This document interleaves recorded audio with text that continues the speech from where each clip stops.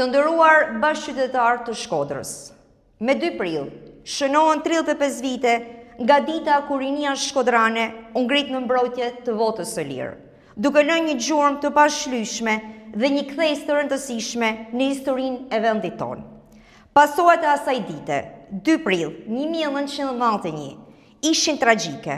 4 të rinj, Arben Broci, Besnik Ceka, Bujar Bishanako dhe Nazmi Krezio, u vran nga forcat e policisë së regjimit komunist, ndërsa shumë të tjerë mbeten të plagosur.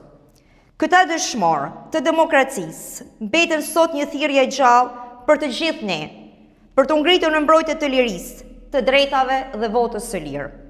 Me datë 2 prill, në orën 11, ju ftojmë të merrni pjesë në ceremoninë përkujtimore në nder të 4 dëshmorëve të demokracisë. Në këtë aktivitet do të na nderojë me praninë e tij kryetari i Partisë Demokratike, profesor doktor Sali Berisha. Ju mirëpresim.